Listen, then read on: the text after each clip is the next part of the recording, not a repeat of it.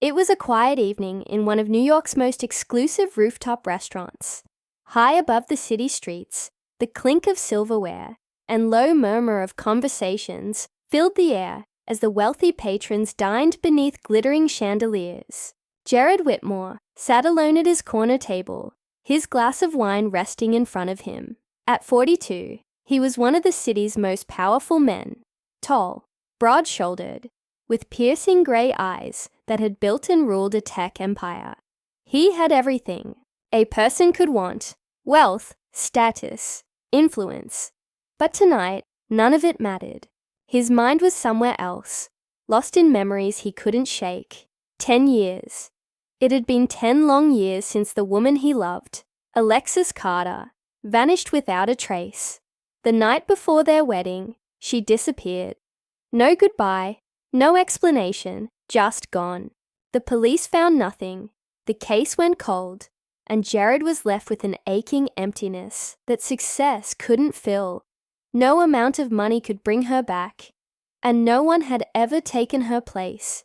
He'd tried to move on, but some nights, like tonight, the weight of it all hit him harder than usual. Jared took a sip of his wine, letting the rich Bordeaux numb the edges of his thoughts. He wasn't expecting anything out of the ordinary tonight, just another evening alone, trying to escape the ghosts of his past. But then, something unexpected happened. A soft, haunting melody drifted through the restaurant, cutting through the chatter and noise. It was a voice, a woman's voice, singing a song he hadn't heard in years. His heart stopped. "Hush now, my darling. The stars are awake." The glass slipped from Jared's hand, wine splashing across the tablecloth. But he barely noticed. His mind was reeling, heart pounding in his chest. That song. It was impossible. He knew that song. Alexis had sung it to him. Back when they were together, on sleepless nights when he couldn't find peace. It was their song. A lullaby only she would know. But now, someone else was singing it. Here, in this restaurant.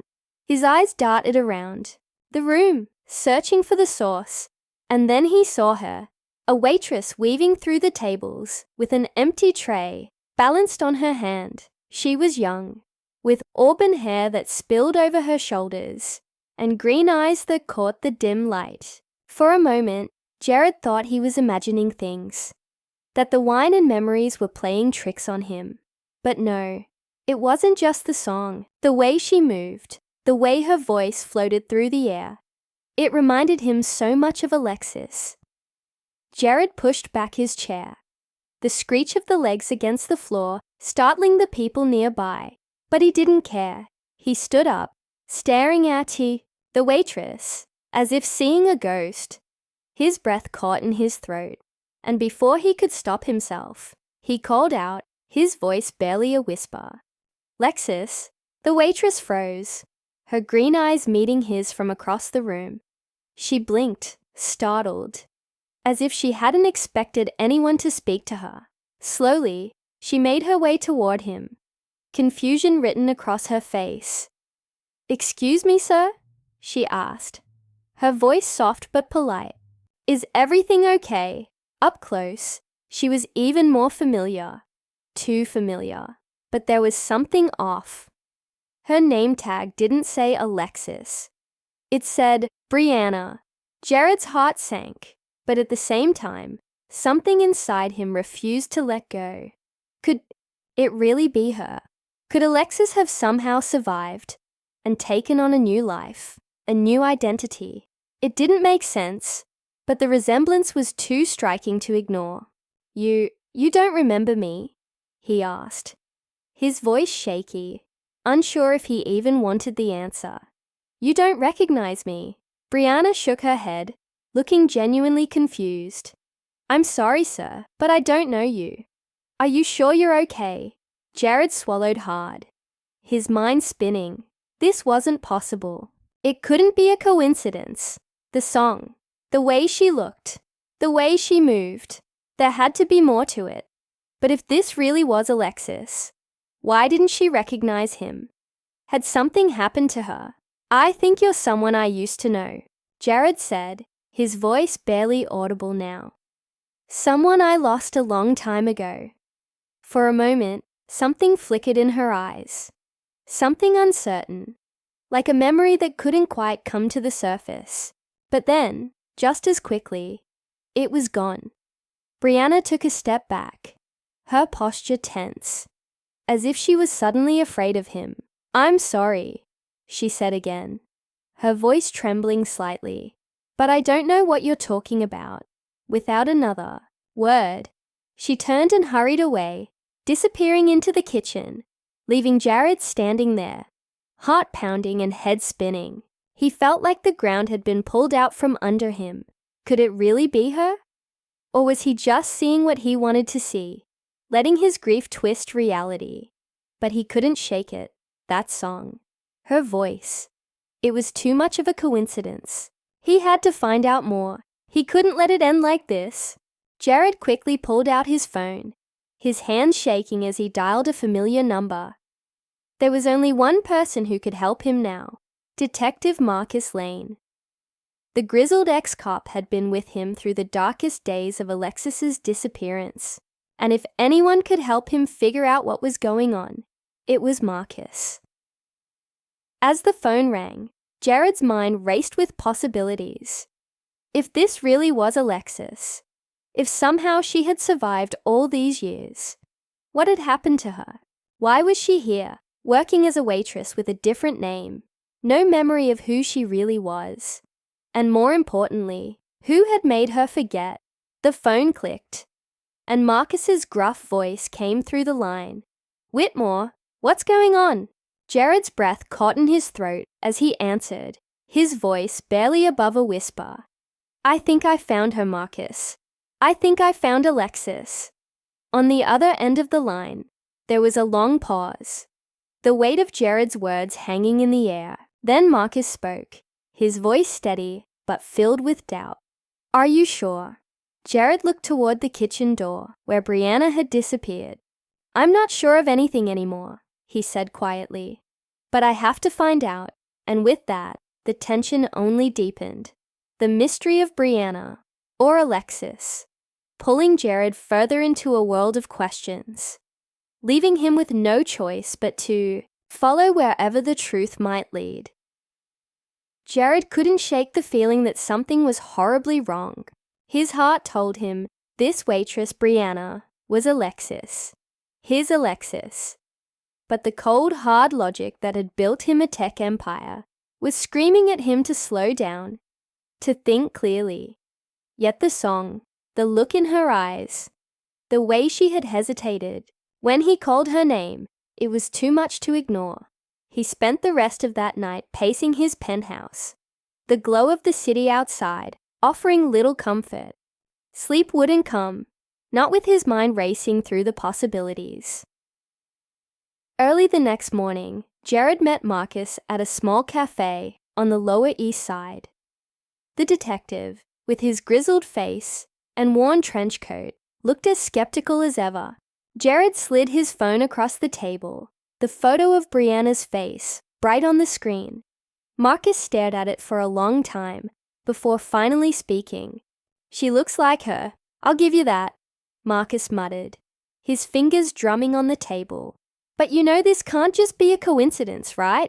I mean, you're talking about someone who disappeared off the face of the earth 10 years ago. If this is Alexis, how did she end up here, working at some restaurant with no memory of you or her life? Jared rubbed his temples, frustration gnawing at him. I don't know, Marcus, but I can't let this go. She sang the song Alexis used to sing to me. She even had that same look in her eyes when I said her name, like she knew something was wrong, but couldn't put her finger on it. What if something happened to her? What if someone made her forget? Marcus sighed, leaning back in his chair. You've been through a lot, Whitmore. Maybe your mind is just playing tricks on you, trying to make sense of the loss. I've seen it happen before. No, Jared said firmly. This is real. I know it's her. Reluctantly, Marcus agreed to look into it. A few days later, he called Jared with a thin file in hand. It wasn't much, but it was enough to confirm Jared's suspicions. Brianna Doe, found unconscious in an alley 6 years ago, with no ID, no memory, no history before that. She had been a drifter ever since, picking up odd jobs to get by. The doctors called it retrograde amnesia, likely from head trauma. Jared's mind churned. 6 years ago. Alexis had disappeared 10 years ago. So, where was she for those missing 4 years? And how had she ended up in that alley? The questions only deepened the mystery, and Jared couldn't shake the sinking feeling that someone had done this to her on purpose. He couldn't wait any longer. He had to talk to her, had to find out the truth. That evening, he parked his car across from the restaurant and watched as Brianna's shift ended. She emerged under the dim light of the street lamp, her shoulders hunched against the cool autumn breeze. Tugging a worn coat around her, Jared stepped out of his car, trying not to startle her. "Brianna!" he called softly. She froze, turning to face him, her eyes wide with fear and uncertainty. "Please, just leave me alone. I don't know who you are, and I don't want any trouble." Jared raised his hands, trying to calm her. "I'm not here to hurt you. I just need to talk. I know this is going to sound crazy, but I think you're someone I lost a long time ago. Someone named Alexis." Her eyes flickered again, that same hesitation from before. "I told you, I don't remember anything before 6 years ago. I'm not this Alexis person. I'm Brianna. That's all I know. But you feel it, don't you?" Jared pressed gently. "You feel like there's something missing, like there are pieces of your life that don't add up. You said you get flashes of a man's voice, a white dress. That's because you had a life before this. I think you're Alexis Carter, and I think someone took that life from you." Tears welled up in her eyes, and for a moment, Jared thought she might believe him. But before she could respond, the sound of screeching tires filled the air. A black SUV roared down the street, slamming to a stop in front of them. 2 masked men leapt out, grabbing for Brianna. Panic surged through Jared as he reacted on instinct, shoving her behind him and throwing a punch at one of the men. The fight was quick and brutal, with Jared barely managing to fend off the attackers. But just as he thought they were getting the upper hand, the men retreated, jumping back into the SUV and speeding off into the night, leaving Jared and Brianna shaken on the sidewalk. "We're not safe," Jared panted, pulling her to her feet. "Come with me. I'll keep you safe. I promise." 2 days to argue, Brianna nodded, and they fled to his upstate safe house, a secluded cabin deep in the woods. Once inside, Jared's phone buzzed. It was Marcus. His voice was grim on the other end of the line. "Those men who came after her, they were hired through a shell company. I traced it back to someone you're not going to like." "Who?" Jared asked, dread pooling in his stomach. "Your sister, Cassandra." Jared's world tilted. Cassandra Whitmore, his cold, calculating older sister, had always been ruthless when it came to protecting the family business. She never approved of Alexis, called her a gold digger, a threat to their empire. But could she really have gone this far? Could she have erased Alexis from their lives, all to protect her own interests? As Marcus dug deeper, the pieces began to fall into place. A disgraced neurologist, Dr. Elias Montgomery, had been paid off by Cassandra around the time Alexis disappeared. He had been working on experimental memory suppression drugs, dangerous, risky treatments that could wipe a person's mind clean. It was becoming clear that Cassandra had orchestrated Alexis's disappearance, using Montgomery to erase her memories and make her vanish.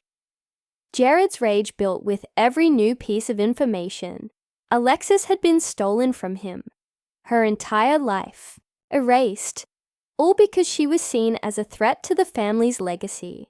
And now Cassandra was sending people to silence her, to keep the truth buried. But Jared wouldn't let that happen. He was ready to confront his sister, to tear down the empire she had built on lies and betrayal. And this time, he wouldn't stop until he uncovered every last secret she had been hiding. The tension mounted as Jared and Alexis, prepared to face the people who had taken everything from them. Jared could feel the tension in the air as he and Alexis, now more aware of her true identity, prepared for what was coming. The stakes had never been higher. Cassandra had always been ruthless, but knowing that she had the power to erase someone's memories, to manipulate lives as if they were pieces on a chessboard, made her even more dangerous. Jared's mind raced as he drove them back to the city.